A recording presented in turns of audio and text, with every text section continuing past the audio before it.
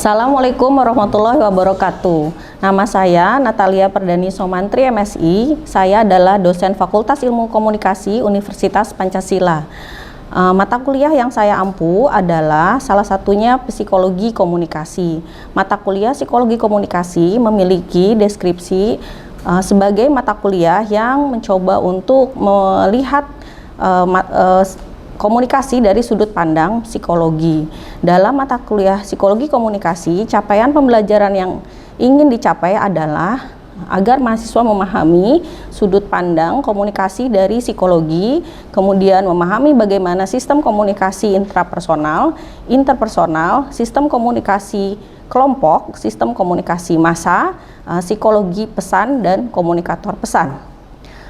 Dalam mata kuliah Psikologi Komunikasi, buku ajar yang digunakan adalah buku dari Profesor Jalaluddin Rahmat tentang Psikologi Komunikasi, buku dari Dr. Nina Armando tentang Psikologi Komunikasi.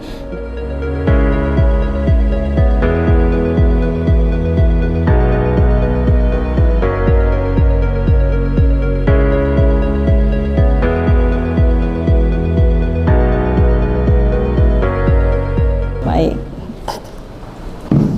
Selamat siang semua. Baik, hari ini kita akan mempelajari mengenai sistem komunikasi intrapersonal. Nah, seperti yang kemarin kita sudah bahas sebelumnya, bahwa dalam psikologi komunikasi, yang pertama adalah kita akan mengenal untuk diri kita sendiri dulu. Nah, kalau intrapersonal itu kaitannya dengan diri kita, gitu ya. Akan kita lihat apa saja sih materi yang akan kita bahas di pertemuan kali ini. Yang pertama adalah kita akan melihat bagaimana proses sensasi. Yang kedua adalah proses persepsi, kemudian memori, berpikir, kemudian apa saja sebenarnya faktor yang mempengaruhi persepsi. Oke, kita mulai yang pertama. Ini adalah proses pengolahan informasi dalam komunikasi intrapersonal. Nah, seperti tadi sudah saya sebutkan, ada 4 tahapan ya dalam proses pengolahan komunikasi intrapersonal. Yang pertama adalah di proses sensasi dulu, ya, di proses sensasi, kemudian akan masuk ke dalam proses persepsi, proses memori, kemudian proses berpikir. Nah, proses sensasi kurang lebih adalah proses menangkap stimuli melalui alat indera dari panca indera kita. Nanti kita akan lihat satu persatu ya. Yang kedua adalah proses persepsi. Dia adalah proses pemberian makna kepada sensasi. Jadi setelah ditangkap oleh panca indera, baru kemudian akan dipersepsikan, gitu ya, diberi makna. Yang ketiga adalah proses memori, ya. Proses memori adalah proses merekam kembali, gitu ya. Dan yang terakhir adalah proses berpikir. Nah, di proses berpikir ini sebagai proses yang terakhir, dia melibatkan semua tahapan dari yang awal tadi, dari mulai proses stimulus, persepsi, sampai memori. Nah, kita lihat satu persatu. Untuk di proses sensasi, nah, sensasi itu adalah mengacu pada pendeteksian dini terhadap energi dari dunia fisik. Jadi dia melibatkan panca indera kita, gitu ya, dari mulai apa saja panca indera? Penglihatan, pendengaran, peraba, ya, seperti itu. Jadi panca indera, pendengaran, peraba, penciuman, perasa, gitu ya. Nah, kemudian ada juga yang mengkategorikan panca indera lebih dari 5, gitu ya. Contohnya ada indera kinestetis, dia memberikan informasi tentang posisi tubuh atau anggota badan, dan ada vestibular yang berkaitan dengan keseimbangan. Nah, kadang-kadang ada orang yang stabil ya, ada yang kayak nggak seimbang, gitu ya. Nah, itu juga bagian dari ada yang menyebutkan itu juga bagian dari panca indera. Kemudian apa saja sih sebenarnya stimulus dari panca indera itu? Dia ada yang sifatnya eksternal, ada yang sifatnya internal, gitu ya. Kalau yang eksternal itu misalnya kalau kita penglihatan, gitu ya, kena sinar matahari, kemudian kita silau, gitu ya. Nah, itu biasanya kan akan mengurangi jarak pandang kita misalnya, gitu ya. Atau penciuman, gitu ya, bisa ada yang sangat tajam, gitu ya, ada yang biasa, gitu ya. Nah, kemudian indera Yang lainnya seperti misalnya peraba, ada orang yang sangat sensitif ya kan, ada yang biasa aja gitu ya. Nah nanti juga kita akan lihat bahwa ternyata panca indera itu juga dia punya setiap orang tuh ada keterbatasan berbeda-beda. Misalnya orang yang terbiasa dari kecil suka makan pedas ya, nah biasanya indera perasanya terhadap rasa pedas itu dia lebih kuat gitu ya, lebih kebal gitu ya dibanding yang lain. Misalnya ada yang makan 1 cabai dia udah kepedesan gitu ya, tapi ada yang makan 10 cabai biasa aja gitu ya. Nah itu biasanya tergantung dari personalnya. Nah karena tempat dia mungkin dibesarkan gitu ya, biasa misalnya makanannya pedas gitu ya, dari kecil dibiasain makan pedas gitu, jadinya indera pengecapnya gitu ya itu biasa aja gitu sama sensasi rasa pedas gitu ya. Tapi ada yang memang sensitif sekali gitu, makan sedikit udah langsung mules-mules misalnya gitu ya. Nah jadi bisa beda-beda. Nah kemudian tadi sudah disebutkan bahwa faktor yang mempengaruhi sensasi itu misalnya yang situasional, dia berkaitan dari yang dari luar, misalnya bunyi keras lembutnya suara. Ada yang kalau tinggal di daerah pesisir pantai gitu ya, dia dengar suara yang kencang biasa aja, karena kan setiap hari dengar suara deburan ombak misalnya seperti itu ya. Ngobrolnya juga mungkin intonasinya keras gitu ya. Tapi kalau yang orang tinggalnya di daerah pegunungan yang sunyi, yang sepi gitu ya, dia biasanya lebih sensitif terhadap suara keras.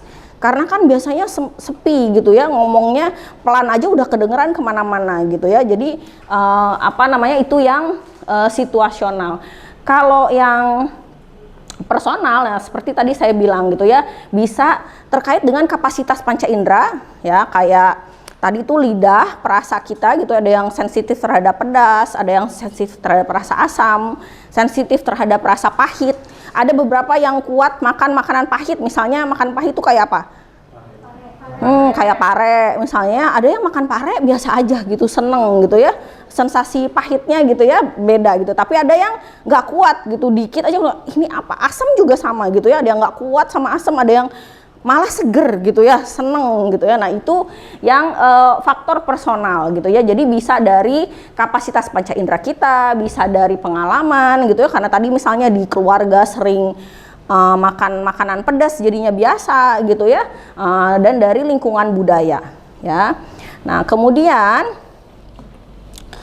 di sini ada satu kutipan dari John Locke yang bilang bahwa katanya dalam pikiran itu gitu ya, yang pertama itu dari sensasi dulu memang gitu ya, apa yang kita serap oleh panca indera kita. Nah intinya di sana gitu ya. Nah kemudian kita lihat yang kedua, setelah kita proses sensasi ya yang diserap oleh panca indera, yang kedua adalah proses persepsi. Nah kita memberi makna kalau persepsi itu ya. Nah hati-hati antara persepsi dengan sensasi, ini kayak mirip-mirip tapi sebenarnya beda. Misalnya gini, kalau kalian namanya Bagus, kemudian ada orang manggil kamu, terus kamu dengernya Agus, jadinya kamu nggak nengok gitu ya. Nah itu proses kesalahan sensasi. Artinya cara kita menangkap dari pendengaran kita itu nggak jelas gitu ya kan ya, atau mungkin orang yang mengucapkannya yang nggak jelas, sehingga itu terjadinya kesalahan sensasi ya kan. Misalnya namanya Bagus, dipanggil nggak nengok-nengok karena dia ngerasa dipanggilnya Agus, kan bukan saya gitu, jadi dia nggak nengok. Nah itu kesalahan sensasi. Tapi kalau persepsi, misalnya ada yang muji kamu, misalnya bilang kamu cantik banget ya, tapi dalam pikiran kamu merasa itu bukan pujian, itu tuh kayak nyindir sebenarnya. Nah itu proses persepsi ya kan, karena kan katanya itu kalimatnya adalah pujian ya kan. Harusnya dia merasa senang, tapi mungkin kita akan melihat misalnya dari intonasinya, cara orang bicaranya ya kan, bilangnya misalnya kamu cantik sekali tapi nadanya sinis misalnya gitu ya, atau ekspresinya gitu ya, matanya gitu ya kayak yang side eye gitu ya kan ya. Nah itu bisa jadi kita kemudian mempersepsinya itu bukan pujian, tapi itu misalnya sindiran ya kan. Nah itu proses persepsi ya. Kelihatan bedanya ya antara sensasi sama persepsi ya. Oke, nanti kita lihat di sini.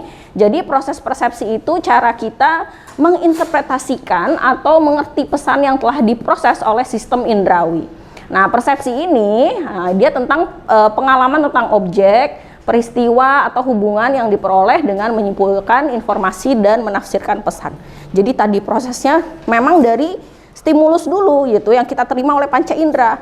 Tapi setiap orang bisa beda-beda gitu ya stimulusnya karena persepsi gitu ya. Ada yang kemudian akan menganggap itu misalnya kalau dipuji memang benar pujian.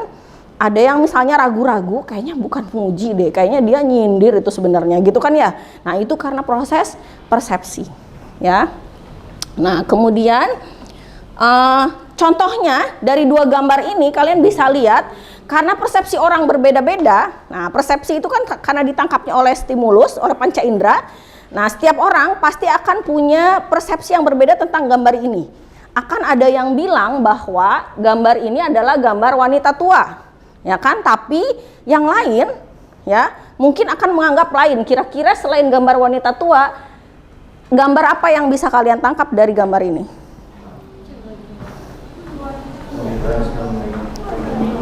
Iya, wanita lagi nengok. Wanitanya tapi wanita muda, ya kan?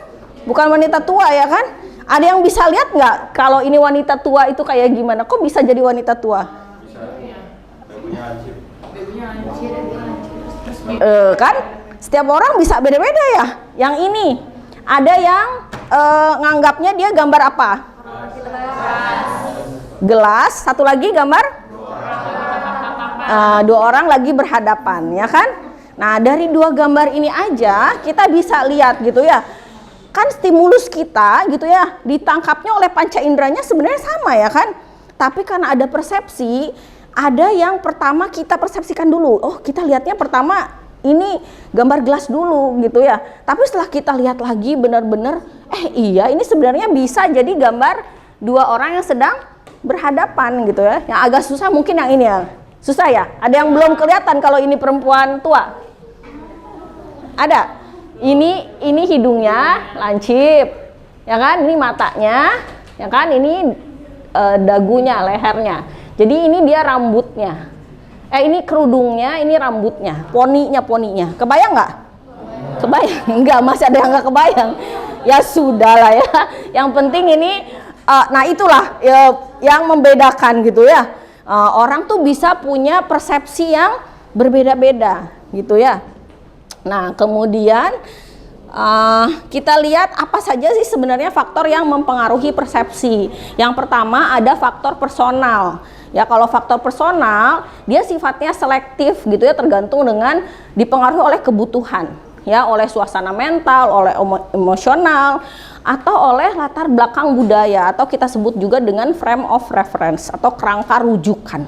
Gitu ya. Jadi saat kita mempersepsi sesuatu bisa jadi kalau dipengaruhi oleh faktor personal, kayak tadi misalnya emosi nih, kita lagi suasana hatinya lagi emosi gitu ya, teman kita nanyanya baik-baik aja sebenarnya, nadanya juga baik-baik aja, tapi karena kitanya lagi emosi, ya kan, kita akan merasa apa sih ngeganggu mulu gitu, nanya mulu, kesel, ya kan, persepsi kita jadinya orang itu, teman kita itu ngegangguin kita gitu ya, nanya-nanya mulu gitu ya, bikin kita terganggu. Itu karena kitanya lagi emosi gitu ya. Bisa jadi kalau yang kita emosinya lagi baik-baik aja gitu ya, ditanya agak kenceng pun biasa aja ngerasanya gitu ya. Nah, itu karena faktor personal, emang dari diri kitanya sendiri gitu ya. Atau karena latar belakang budaya. Misalnya orang Indonesia itu kebanyakan budayanya kolektif. Budaya kolektif itu biasanya sangat mengutamakan kebersamaan. Kemudian kebanyakan gitu ya, bahasa yang diterjemahkan adalah bahasa yang nonverbal dibanding yang verbal. Misalnya ada orang ditawarin makan gitu ya, bilang nggak usah, nggak apa-apa, nggak usah gitu, padahal sebenarnya mau, ya kan ya. Tapi kan karena kita budayanya sopan santun gitu ya, nggak enakan gitu ya. Nah, kemudian kita akan bilangnya nggak usah, pengennya dipaksa gitu ya. Kayak gitu kan ya. Tapi kalau budaya barat gitu ya, dia kan straight to the point, lihatnya kebanyakan dari verbalnya gitu ya, bukan dari non verbalnya. Jadi kalau enggak ya enggak, iya ya iya gitu ya. Teman kalian lagi ngambek, pasangan kalian lagi ngambek, kemudian kalian tanya, kamu nggak kenapa-napa? Nggak kenapa-napa, tapi sambil buang muka. Pasti kalian bilangnya, emang sebenarnya apa-apa, ini ada apa-apa gitu ya kan ya. Nah, cuman karena tadi ya faktor personal. Bisa juga karena faktor struktural gitu ya. Kalau faktor struktural itu biasanya berkaitan dengan proksimitas ya. Orang yang duduknya deketan, nah itu akan dipersepsikan dia dekat gitu ya, dibanding orang yang duduknya jauhan. Di kelas ini saya sudah bisa lihat gitu ya, tiap materi, tiap kelas kelihatan ini selalu duduk sebelah sini. Berarti saya simpulkan kayaknya ini dekatnya sama yang ini. Karena dia proksimitas, ya kan? Kalau kalian nggak deket, nggak akan bela-belain untuk nyiapin satu bangku kosong buat temennya, ya kan? Ngetekin bangku gitu ya. Nah itu karena faktor struktural. Bisa juga karena kesamaan atau similaritas, ya kan? Kan kita kalau semakin sama dengan orang, semakin mirip misalnya secara hobi, cara kita berinteraksi gitu ya, itu bisa semakin sama persepsinya, maka kita akan merasa dekat gitu ya. Kemudian selain persepsi, selanjutnya ini persepsi juga bisa bikin kita jadi berbeda pendapat tentang suatu hal. Ini contohnya ada penelitian yang dilakukan untuk terkait program KB gitu ya. Program KB, jadi dia pakai gambar supaya mudah karena ini sebarkannya ke seluruh dunia. Tapi di beberapa negara ternyata ada yang berhasil, ada yang gagal. Ya, kebanyakan berhasil, tapi ternyata saat dia di negara Arab, dia termasuk gagal gambarnya. Kenapa? Karena orang Arab itu pertama dia menganggap anak itu kan adalah rezeki dari Tuhan, ya kan ya. Jadi biasanya tuh tentang KB agak-agak sensitif gitu ya. Kemudian bacanya orang Arab itu kalau kita baca dari kanan ke kiri atau dari kiri ke kanan? Coba kalau kita baca dari mana? Dari kiri ke kanan ya. Tapi kalau orang Arab bacanya dari kanan ke kiri, ya kan? Jadi dia bacanya dari sini, dari bawah ke sini. Makanya dia kaget gitu ya. Dia ngeri seolah-olah ini kenapa orangnya mati gitu, anaknya diculik apa hilang gitu ya kan ya. Padahal sebenarnya ini untuk menggambarkan kalau anak satu tuh kita lebih ringan gitu ya. Tambah banyak anak kita bebannya tambah berat. Kurang lebih seperti itu. Nah, kemudian yang selanjutnya ini adalah faktor penentu persepsi ya. Ada faktor eksternalnya ya, dari gerakan, intensitas stimuli, kebaruan, perulangan. Biasanya kita lebih suka suatu hal yang baru ya kan ya, makanya kita selalu ingat mempersepsi bahwa hal-hal yang baru yang pertama itu lebih istimewa gitu ya. Kencan pertama misalnya gitu ya, jadi mahasiswa pertama kali gitu ya. Nah itu biasanya hal-hal yang lebih menarik gitu ya. Kemudian ada juga karena faktor internal, misalnya faktor biologis ya. Misalnya kalau kita lagi lapar, apa yang ada dalam pikiran kita biasanya akhirnya jadi mikirin tentang makanan, udah nggak fokus ya kan ya. Nah itu karena faktor biologis.